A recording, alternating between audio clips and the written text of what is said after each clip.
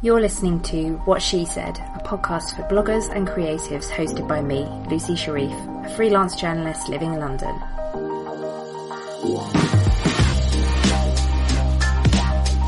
Each week I interview different women in blogging and the online world, getting their best blogging tips and advice, and a little bit of gossip too. Thanks for listening.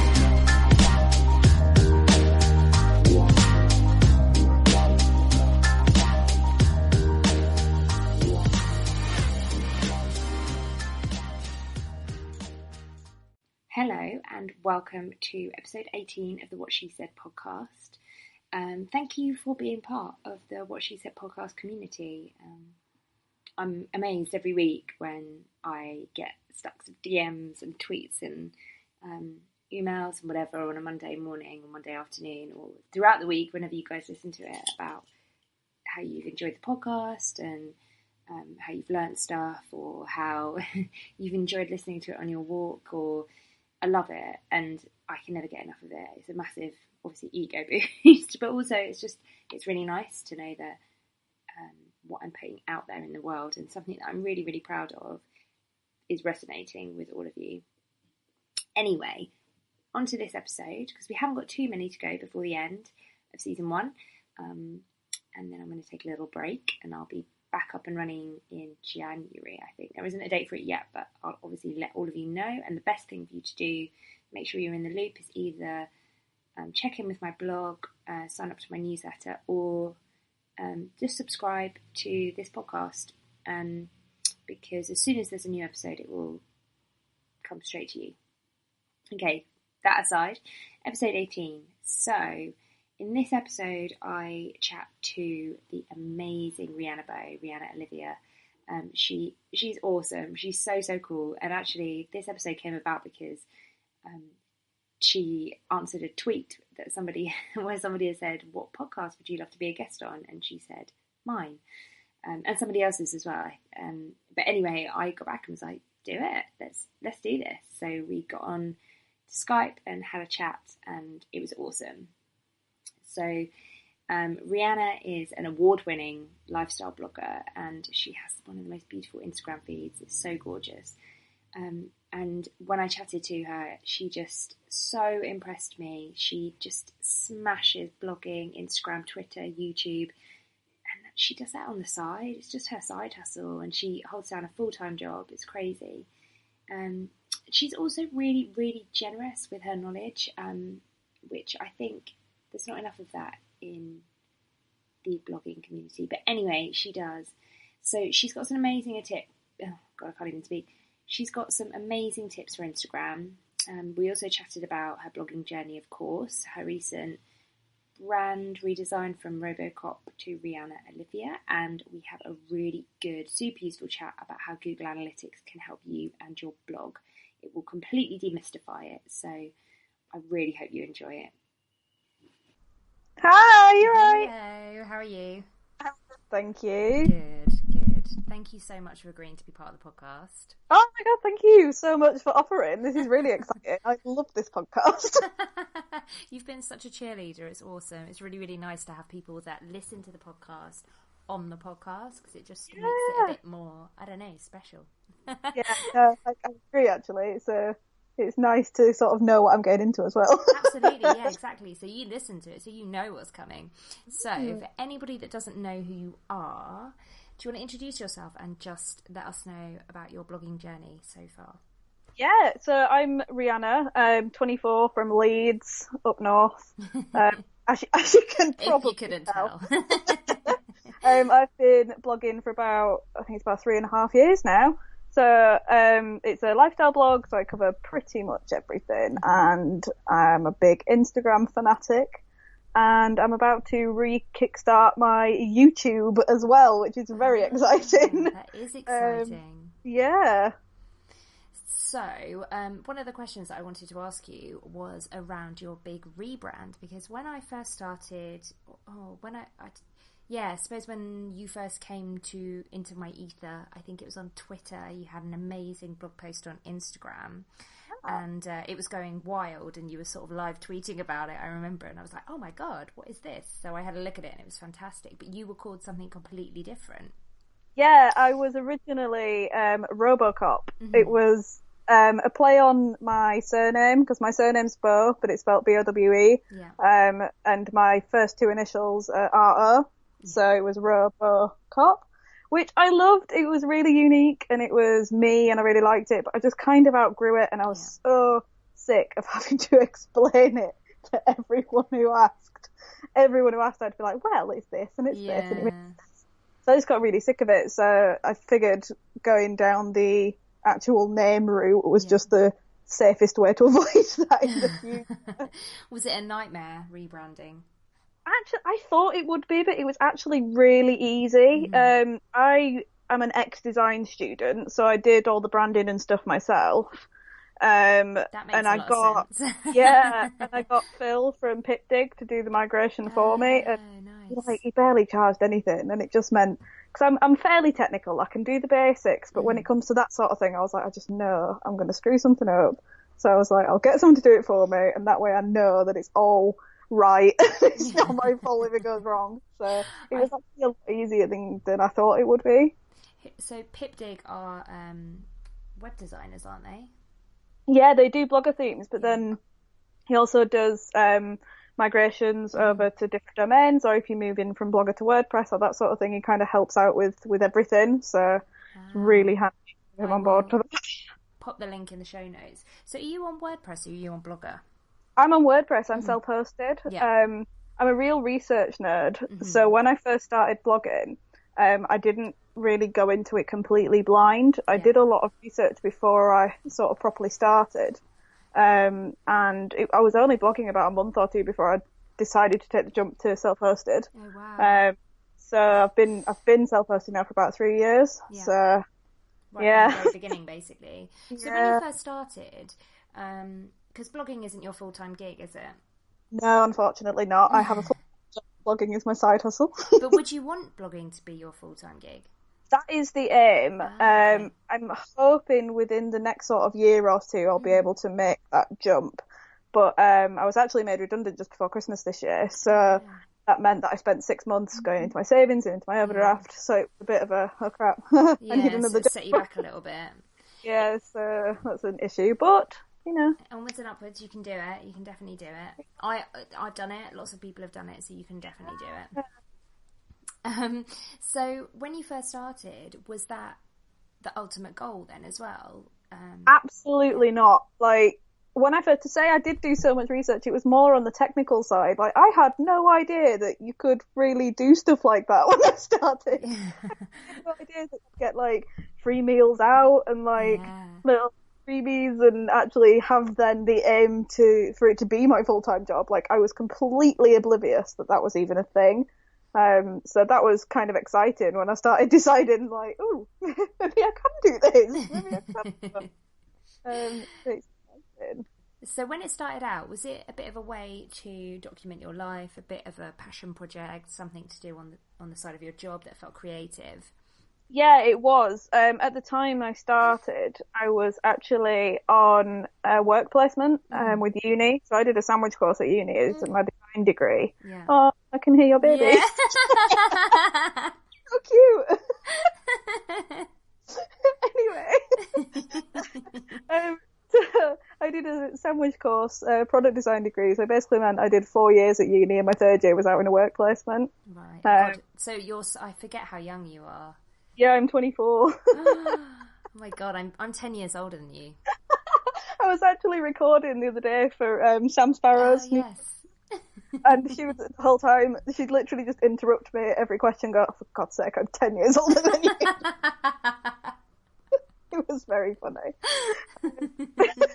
This is what happens when you hit, when you go past 30, you just love comparing your age to anyone younger than you. I always forget, I have no concept of age because my friendship group ranges from like people who are 19, 20 to people who are like 35 to 40. So I just have like no concept of anyone's age anymore. I'm just like, oh, my friend, that's great. I feel like that will be different when I am like approaching 40 myself. Yeah, and your friends are 60. Yeah, that will probably be different. But what was I saying? Oh, the blog, yeah. Yes. So I was on a work placement, and it was a big shock to the system from being at uni, because obviously when you're at uni, you have like loads of work to do all the time. It's not like a traditional 9 to 5. Like you've got 24-hour work schedule, really. Yeah. So when I was doing a traditional 9 to 5, I was coming home and I didn't really have anything to do, and I like to keep busy. I'm a real busybody, so I actually started a Tumblr.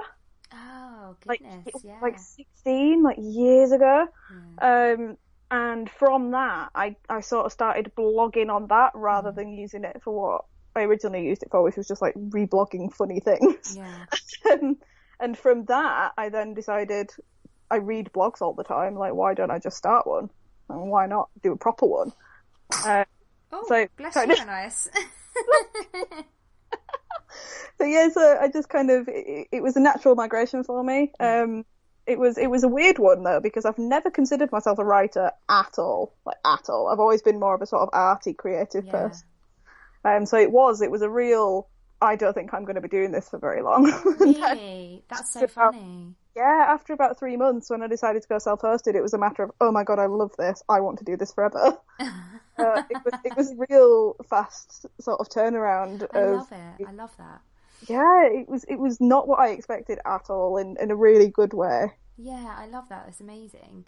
Because you in terms of photography, actually, that takes us pretty nicely onto photography. You're an amazing photographer, and your Instagram is beautiful. It's so dreamy. Too hard.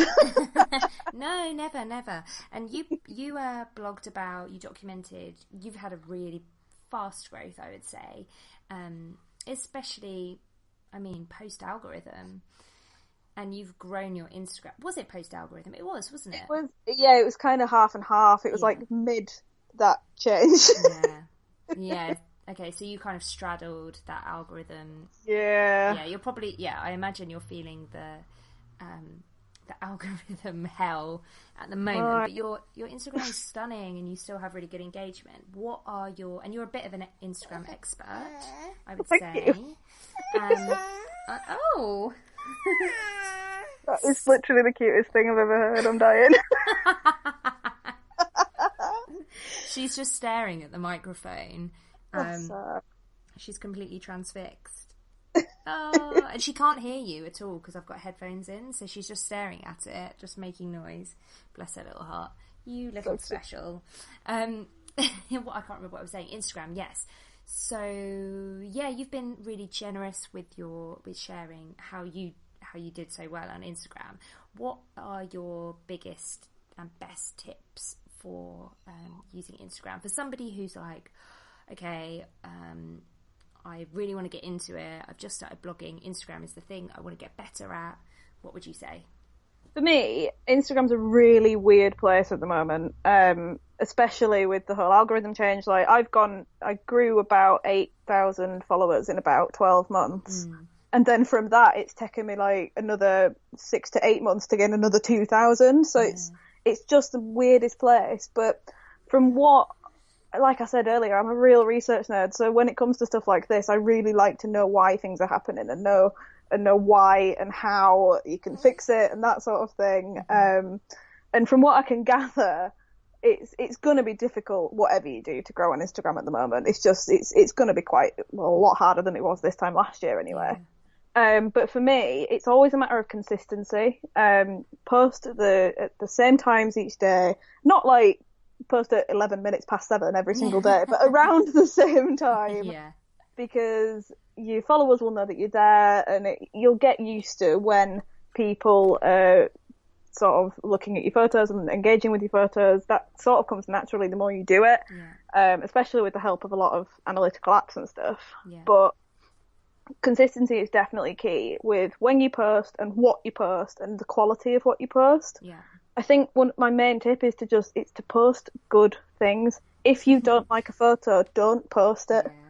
Because at the end of the day, if you don't like it, your followers probably aren't going to like it. Yeah. And that's the one thing that I learned, is to up the quality. If I don't have a good enough photo, I just don't post for a couple of days. Yeah. And it doesn't affect, I might lose 2-3 followers, but in the grand scheme of things, I would rather wait a couple of days to have something that I really, really love to post than post for the sake of it. Yeah. So I find that's quite important. And other than that, like I say, it's literally just consistency. You gotta slog at it. You gotta read it. And I think if I've learned anything from other people that I've spoken to on the podcast, and just my knowledge of Instagram, etc., is that if you want to grow on Instagram, that's absolutely fine, but know that you're going to have to put in a lot of time. You can't... Absolutely. It's not like other social media where you can maybe, you can not outsource it, but you can use a social media scheduling tool. You can't do that with Instagram. And I think that's why the people that succeed on Instagram are the ones that actually just bloody love it. And you've got to love it, especially now with it being so difficult, because there's no point in trying really hard if you don't like it, because it's just going to cause you misery. You're just going to hate it even more. And I think also with Instagram, I mean, I don't know, you've probably got the swipe up function, but I don't know how. I don't actually yet. Can you? No, it's for I think it's for over 10k, and I am at about 9.8 at the moment, and I swear to God, I have been between 9 and 10k for about 10,000 years. And that's what it feels like. God, but that I'm is dying, outrageous. and it's just I'm really not a person that's bothered by numbers at all. But God, I'm dying to hit 10k. After that, I don't care. But I've been trying to get there for so long. It's like reaching the top of Everest or something. It's so close, but so far. But you've touched on something that I was going to say. The numbers on Instagram do not matter more than any other social media platform, apart from Pinterest, which obviously isn't social media. You agree, don't you? It does not matter, because there is no way, if there's one place that you can put a link where people can click through, and Instagram makes it super hard. They don't want you to leave Instagram. So why bother? If you want the numbers for traffic, then you're not going to get it. If you just want it for your ego, then fine, but know that that's the reason why you want it. Yeah, exactly. It's kind of my views on it. I totally agree, and I'm at the point now where, like I say, I really don't care about numbers, but because I'm so close to 10k, I'm like, I just want to hit that, and then I'll be happy. Then whatever.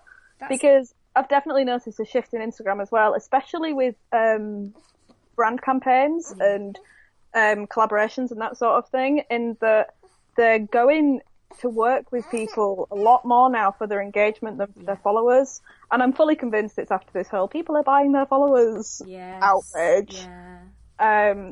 But it's definitely sort of the start of a shift, I think. So I think it's, especially now, time to really not care too much about your followers and care more about keeping the audience that you have and keeping them engaged and that sort of thing. And I think, I don't know if you would agree with this, but I would say the best way to keep your audience engaged, I always find, is to be super honest with your captions. Yep. Be authentic, and I know the word authentic is totally overused, but when you're commenting on other people, don't just leave an emoji. Absolutely. Don't comment if you don't like their photo, but you just want that, a reward from them. Just comment on stuff you like, and the more you can do that, the more you'll reap the rewards. But again, you're only going to be able to do that if you genuinely love Instagram. Like, I love it. I'm addicted to Instagram. So for me, getting good engagement is pretty easy. Because I just, I there are people that I check in with daily, and they check back in with me, and I absolutely adore your Instagram. It is by far one of my favourites.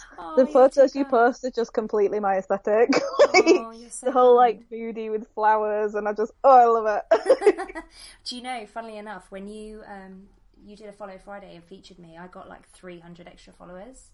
Are you joking? I got loads. That's amazing. I mean, some dropped off a couple of weeks later, but that was by far, because I looked at my I just was getting loads of followers, and they kept coming over the next 24 hours, I guess. It was incredible. I was so chuffed. Oh my God, that's because, as well, that's why I like to do Follow Fridays and Instagram stories, because on Twitter and that, you can do as many, you should follow this person on Instagram as you want, but people on Instagram are going to want to follow other people on Instagram. Yes. So when they can see this beautiful feed all in one go, with just an easy click-through link. It's the best way to do it by far. I completely agree. Everybody should do more Follow Fridays. They're the nicest thing to do. I'm trying to make the effort to do more at the moment, and I'm really enjoying it. Yeah. It's making me find more people that I like as well, though. Well, that's it. And the more that we can all do that, the kind of smaller our community gets, and the more we end up finding our own tribe. That's what I've found. Yeah, absolutely. It's good. Spread the love, guys. So moving on from Instagram, although I don't think either of us want to. We're both clearly addicted. I could talk about Instagram all day. What have been the biggest kind of growth game changes in your blog? In my blog, I always go through phases. It's really bad. I always find I get the most growth in autumn, winter. Partly because I never leave the house, so I have loads of time to dedicate to actually working on my blog. And the rest of it is all like you've got to know what your audience like, and I feel like I've tapped into that now. Yeah. And how have you tapped into it? I'm a big Google Analytics nerd, so I like to know what's popular and know what people are enjoying, know what people aren't enjoying, that sort of thing. And I tend to make mental notes of posts that do particularly well. Yeah. And over the last sort of 3 years, I haven't really narrowed my niche as such, because I technically really post about more than I did 3 years ago. But I've definitely managed to sort of grasp the few niches that my audience like, which tends to be, for me, sort of lifestyle-y, personally type posts about my life. Blogging posts, so for example the Instagram post that you were talking about earlier, that sort of advice thing, and travel content. So those three are like always the three that do the best. Yeah. So rather than ploughing people with that all the time, I tend to space it out over the month and keep it fresh, and because otherwise I'll have a week of posting really good content and having really great stats, and then 3 weeks of nothing. That just really bugs me. Yeah. But going back to Google Analytics, because I think the audience will probably really like that. I think Google Analytics seems to scare quite a lot of people. Whenever I talk to newer bloggers about it, and they're like, oh God, I don't know what it is, how do I use it? And actually, it's super simple, it's incredibly powerful, you can get very, very detailed, and you can really go into the nitty-gritty of it, but you really don't have to. When you're talking about how you're a bit of a geek and you love looking on Google Analytics at different themes and looking at what's trending, what exactly do you do? Well, for a start, I'm going to totally plug a post here, but about a year and a half ago, I did a blog post that was like Google Analytics for beginners, and I'm still proud of that post. It's got loads of screenshots in it. Sometimes I have to look back at it to remind myself what something is. And I'm not an expert by any stretch of the imagination, but I like to sort of go through it and figure it out, and I do that with everything though. I kind of and I go, right, this is here. So with Google Analytics, I find the best things are just the normal homepage, especially since they've redesigned it. It's really handy. You've got everything in one place now. And then your user demographics and your post demographics. So my three top things on Google Analytics. The first one is the homepage, which they have recently redesigned, and I just think it's great because you've kind of got everything all in one place for a quick glance. It's nothing too detailed. It's just like you instant sort of stats, bounce rate, page views, that sort of thing. And it's quite handy to just look at that and know straight away over the past 7 days or 28 days or whatever. Yeah. Secondly, I really like to know my user demographics. I always find that quite interesting to see what countries people are in and like how old they are. Yeah. Age range is never really a surprise for me. It's usually people from like 20 to 35, which is pretty standard for the type of blog that I run. But my absolute favourite is looking at post popularity.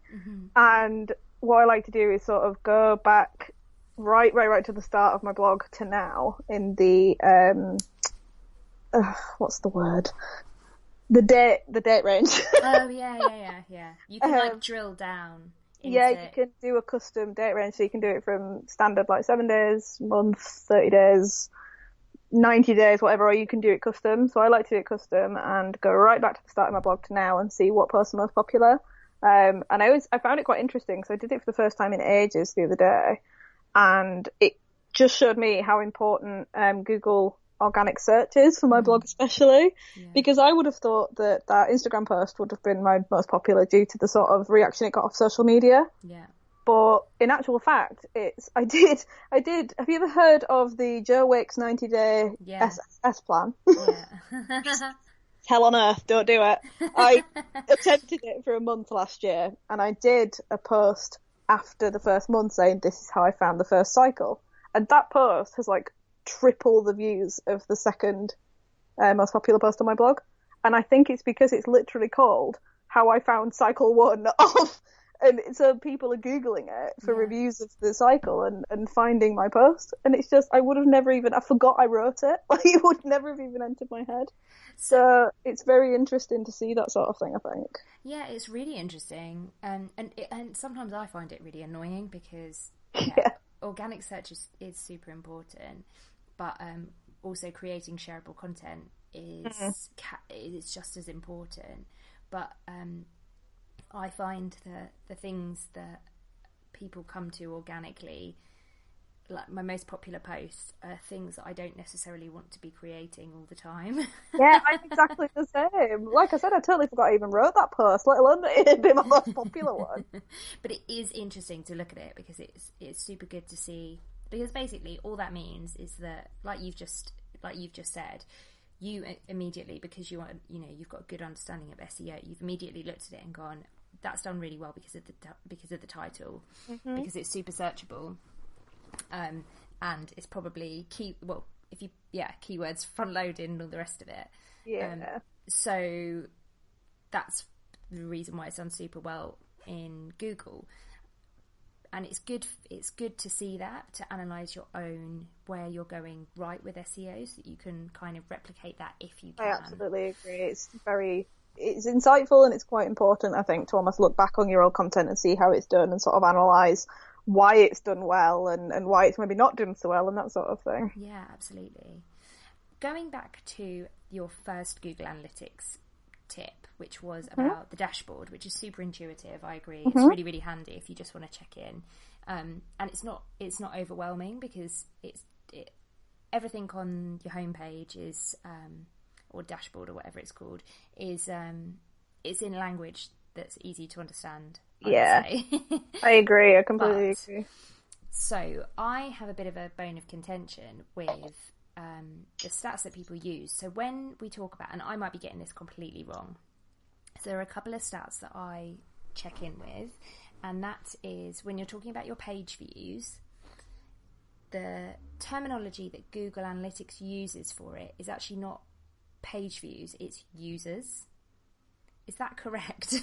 Google Analytics has page views and unique page views, and if I'm honest with you, I don't know the difference between those two things. Yes, unique. But what is confusing for people is a lot of brands are asking for unique users, because that basically, you can get as many page views as you want, but the way I like to look at it is the three sort of core statistics that you can get from Google Analytics are your users, your sessions, and your page views. So when it comes to users, that's what people refer to as unique users. It's just Google Analytics calls them users. Yes. It's the same thing. It's the absolute same thing. That's what I meant. So when I talk about my uniques, it's my users. It's not my...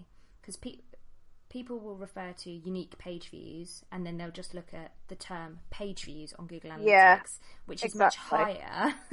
Much higher. So sometimes your page views, using the Google terminology, could be 20,000, but actually your unique users is 5,000. Absolutely that. And what a lot of people don't understand is the difference. So you can have, for example, if you had one person come on your blog and they visited 2 pages, that would be 1 user and 2 page views. Yeah. If they then came back on your blog later in the day, that would be still 1 user, it would be 2 sessions, and it would be another couple of page views depending on how many pages they opened. Yeah. So it's once you kind of get the hang of that, it's really easy, but the key thing you need to be looking at is your unique users, because that's how many individual people have been on your blog. Whereas page views is just how many pages have been opened. So it's really good to know, especially the sort of relationship between the two, because it's showing that people are engaged and they're visiting more than one page at a time and they're staying on your blog, so your bounce rate's good and that sort of thing. But users is really the key one. That's the other thing I wanted to talk about, actually, because the other metrics that I focus on are the pages per user, because you can have a look at that, which you obviously want to be as high as possible. The amount of time people are staying on your site and the bounce rate, which basically the bounce rate is exactly the same as the amount of people that are staying on your site. It's just flipped the other way around. Yeah. So what you don't want is to see a bounce rate of 90%, because that means that people are literally jumping in and jumping out. Absolutely. But a common misconception as well is that a really high bounce rate is bad. Like, it is. Obviously, you want it as low as possible, but it's really, really common for bloggers to have like 70 to 80%. Yeah. That would be considered good. I was going to be. Yeah. I have a bounce rate of about 75% most months, which sounds massive, but it's fine. Because I look at the pages that people are visiting, how long they're staying on the site. You kind of have to look at everything together.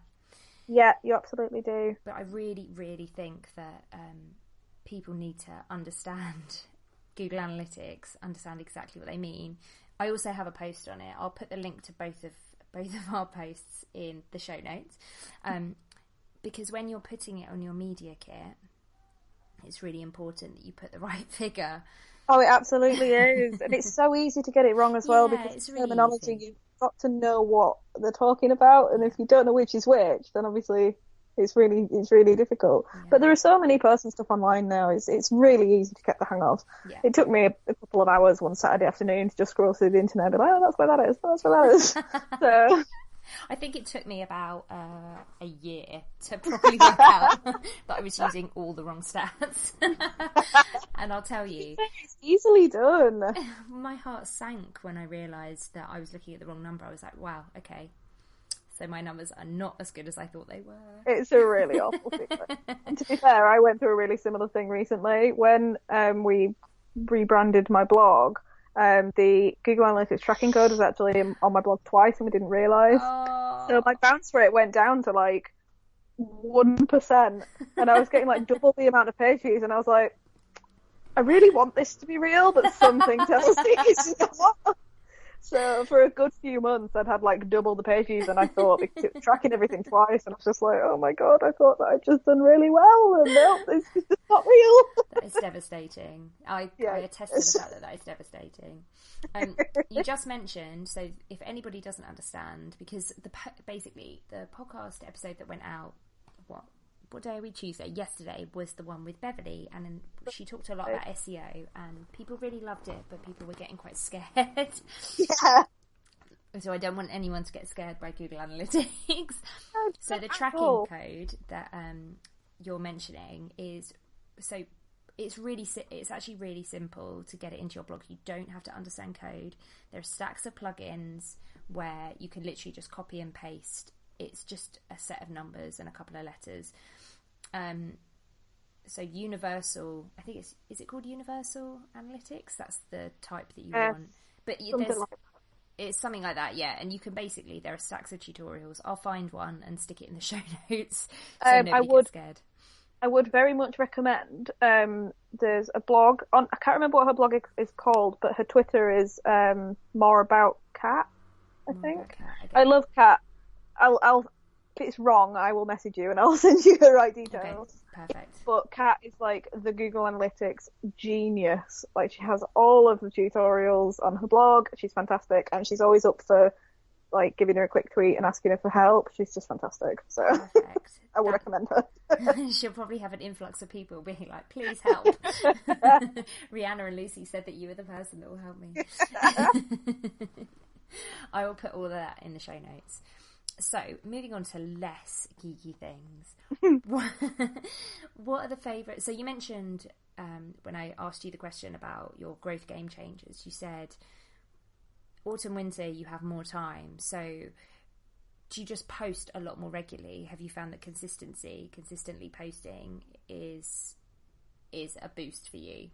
Massively. It is the one key thing that always positively affects my statistics, always, without a shadow of a doubt.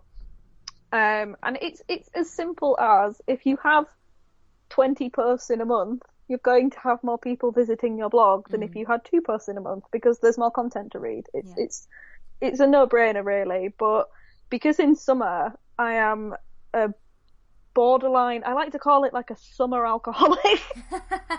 It sounds awful, and it's really not that bad. It's just I really like a good beer garden in summer.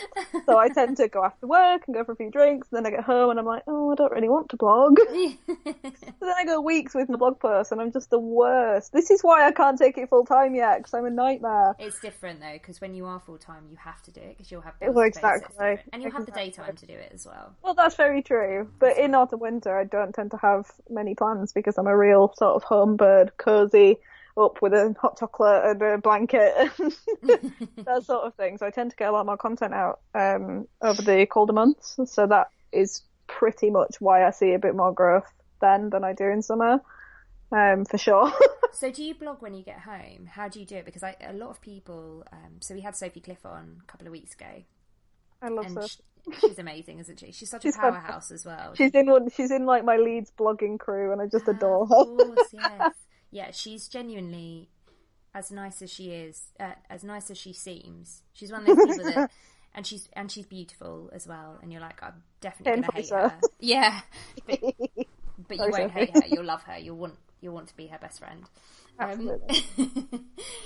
So she shared quite a few tips about how she does it, because she manages to get a post out, I think, pretty much every day. How do you do it? Oh, I don't. But in autumn, winter, when you do put posts out, how do you do it? Do you do it at the weekends? Do you do it in the evenings? I am not a morning person. No matter how many times I try to be like Sophie and get up on a morning and do blog posts before I go to work, the snooze button always gets hit, and I cannot do it. I cannot drag myself out of bed. So I always do it either after work, or if I'm having a particularly slow day at work, I'll write a post on my lunch break. Yeah. Which I don't always get a whole post finished. I might only get half the copy written, or I might only get a couple of photos edited or whatever, but it's a big chunk of stuff done. It's an hour's worth of work done that I don't have to do when I get home. Yeah. But I can only really do that if I'm having a fairly slow day at work and can actually take my whole hour's lunch break. So normally it is an after work type of thing, but I am very lucky in that my other half is also a blogger. So, oh, really? I didn't know that. Yeah, he is also a blogger, so he completely understands, and most nights, especially when we're actually sort of on the blogging game and not being really lazy, we're just kind of sat in bed, just like tip-tapping away on our laptops, which is good because it means that he completely understands and I don't feel like I'm ignoring him or anything like that. So that is very, very handy. But it also means that on a weekend we go do things and we both blog about them. Yeah. So it's great. That's awesome. And also you have an Instagram husband. You actually I do. Yeah. He's a literal Instagram husband. He's fantastic. Yeah, because you do have a lot of pictures of yourself in Instagram. And I'm always like, oh, how does she get her other half? I always presume that you're with a friend or whatever who's just particularly good photographer. Now I know. Just Joe. It is the best. And to be fair, I only really started like fashion blogging and fashion Instagramming like less than a year ago. Oh, really? I was never really particularly comfortable in front of the camera apart from with selfies. Just a me thing, really. And so when we first started doing it, I was an absolute nightmare, and God help him, I was hideous. I didn't think anything, and it was all his fault. But since I've sort of got into the groove of it, he's got into the groove of it, and he's like a little personal photographer.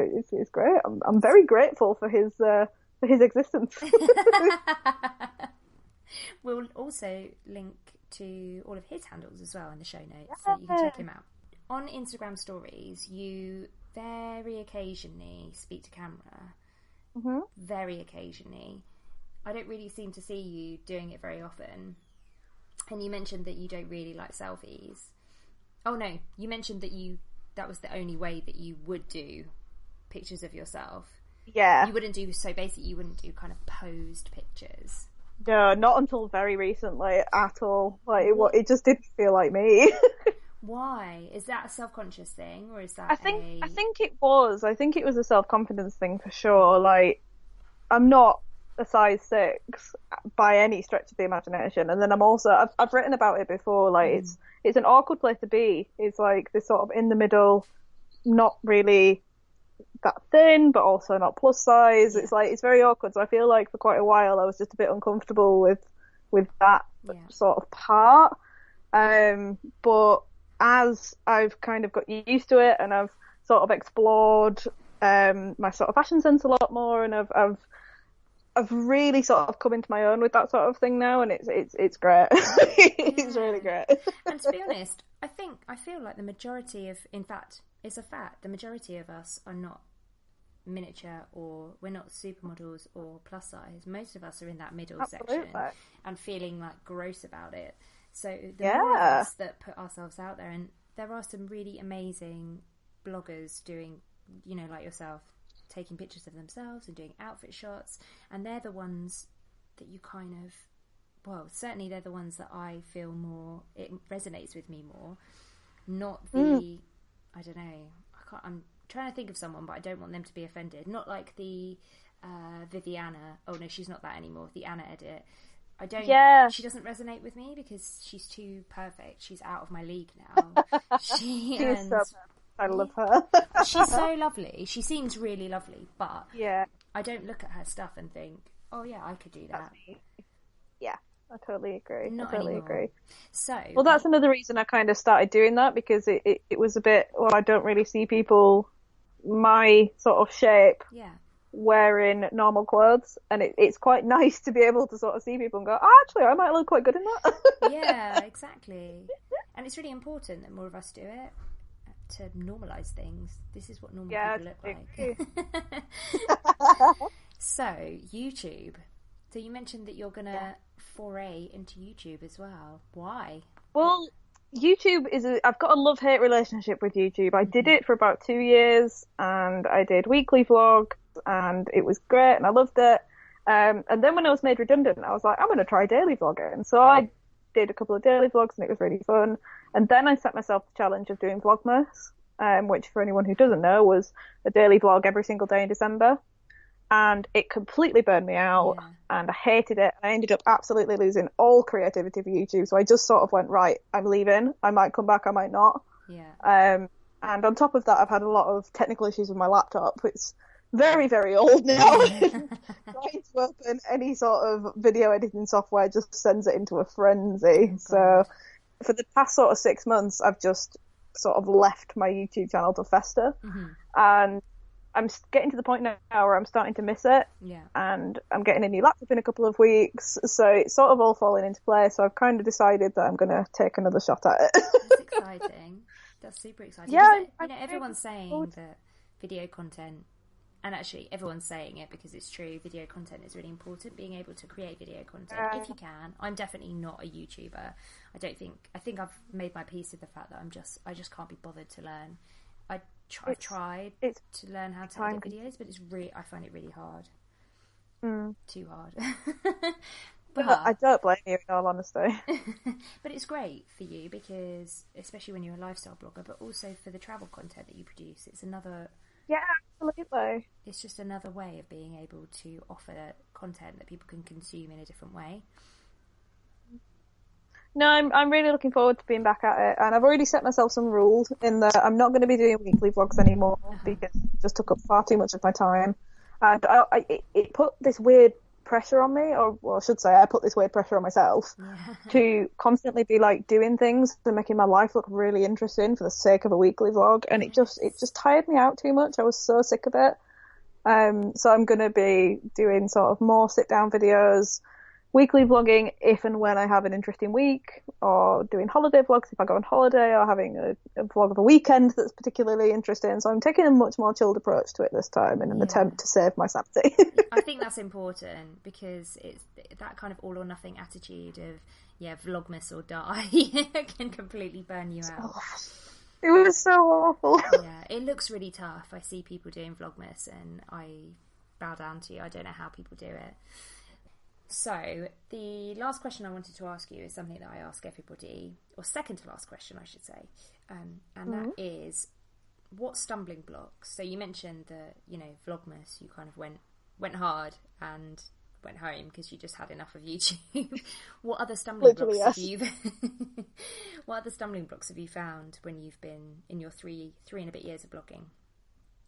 There are two things that always are the reason why I might go through a period of not posting very much, or I might go through a period of doubting myself or that sort of thing. The first one is mental health. I suffer from anxiety and depression, and it's a bitch. Like, sometimes you just hit a wall and you can't do anything anymore. And I've come to peace with that, and if it happens, then I'm fine with it and I can get through it, and I just do what I need to do. Which a few years ago was not the case. It was the biggest stress ever. I was like, well, what do? I can't do anything. But because I've lived with it for quite a while now, I can sort of know my triggers, and I can know how to deal with anything when it happens, and just ride the storm out. And it doesn't last very long, so it's all good. And then the other one is always, for me, I'm a real sucker and a real bad person for comparing myself to other people. Always. The comparison trap. Just awful. I'm getting a lot better at it, like the older I get, for sure. But sometimes you just kind of think, what's the point? Like, I'm not getting anywhere with it, and it's horrible, and I shouldn't think that. And like I say, I'm getting better at it, and I haven't had that sort of thing in a while now. Do you put in place certain tools to stop yourself feeling like that? Because one of the things that I think almost everybody listening to this will feel exactly the same. And one of the things that I used to do, and I was chatting to somebody about this the other day, is if someone makes you feel crappy, even though it's not their fault, stop following them. That's exactly what I do. I used to feel so guilty about it because I was like, they've done nothing wrong, so why should I unfollow them? But the fact of the matter is, you are under no obligation to follow anyone. If their content is doing anything to you that you don't want it to do, whether that's their fault or not, just don't look at it. Yeah. Just unfollow them. There's no shame in it. I've unfollowed so many people because I'm like, you know what? I love you so much that I can't follow you anymore because I'm just like, why am I not them? Yeah.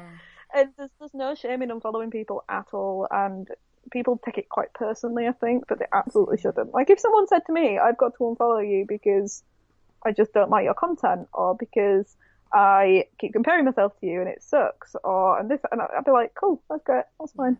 You got to do what you got to do. Like, it's not personal at all. No, it totally isn't. And if you're really worried about it, on Twitter you can just mute people and they won't know. Best function. I have so many people muted. Yeah, it's just great. Because I don't want anyone to think I'm... Sorry, say that again? I was going to say, sometimes you know, even though you don't want to, you do feel a little bit bad for unfollowing people sometimes. Yeah. Mute is fantastic. But yeah, that's a really good point to kind of end it on. I think comparison happens to us all, but there's no shame in putting in a few tools to keep yourself sane, basically. Because completely agree.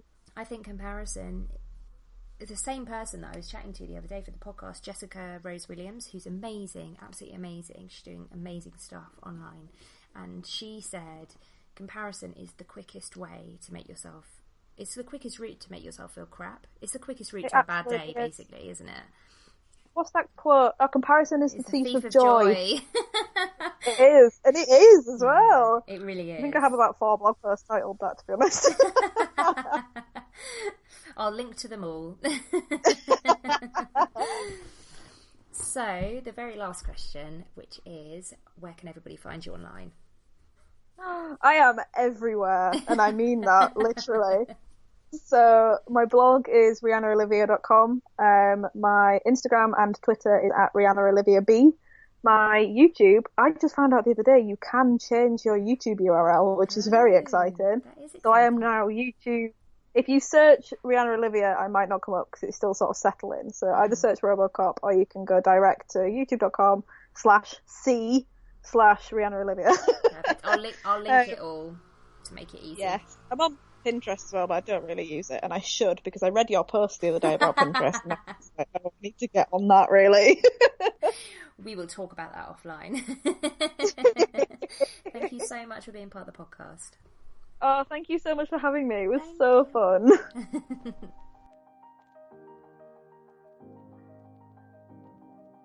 Thanks for listening to What She Said.